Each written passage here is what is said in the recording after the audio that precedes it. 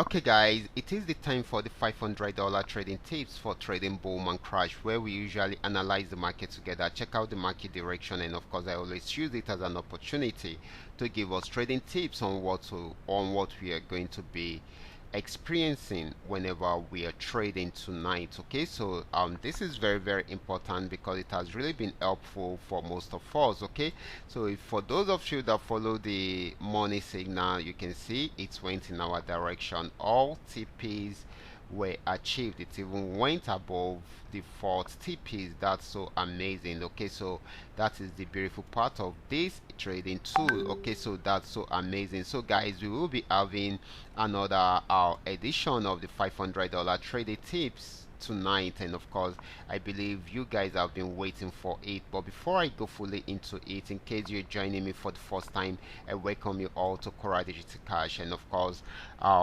this is a platform which I used to share with you my ideas on how you can make some cool cash for yourself within the forex market. And of course, if you love the content you're getting from here, can you give me a follow right now, like this video, and share this video with friends and family? Okay, so guys, these are the assets I will be checking out. Everything I'll be doing in this video is going to be based on my own personal analysis, trading tools, and the exact time frame I'll be using.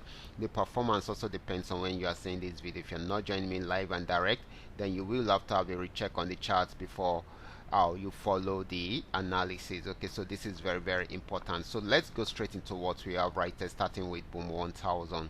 This is boom 1000. I'm on 5-minute time frame using the 3M trend Milka trading indicator. Okay, so this started an uptrend right from this support zone. It kept on going up and up, and it has gotten to this resistance zone. If it's unable to break out above it, it will go back on downtrend. However, this is still very much on uptrend. Okay, so it is still buying at the moment until it is unable to break out above that resistance zone. That is when it will start selling. But once it breaks out above it, it will keep on buying. Okay, so this is very important. Okay, so this is crash 500. Crash 500 had been on uptrend for a very long time, but after getting to this resistance zone, it was unable to go above it, so it started playing around there. And of course guys, if it's unable to break out above that resistance zone, once it breaks out below this support zone, then it's going to sell more. So we expect more of a selling opportunity than a buying opportunity, most especially once it breaks out below this. Okay, and it is still selling at this moment. Okay, so this is very important. Okay, so the next asset is going to be crash 1000. Let's check it out together.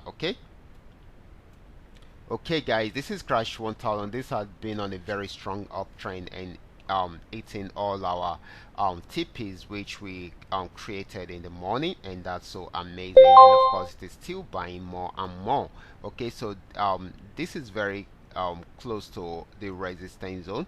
If it breaks out above it, it will keep on buying. If it does not, then it's most likely for it to sell. Okay, so this is still buying at the moment. It might not be for long, most especially if it's unable to break out from the resistance zone. Next asset should be crash 500.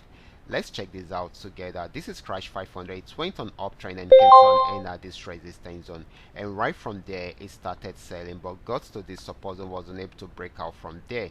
You can see that it also got there around there, still unable to break out, at a pullback, and of course the same thing happened again, and it is having another pullback at this moment.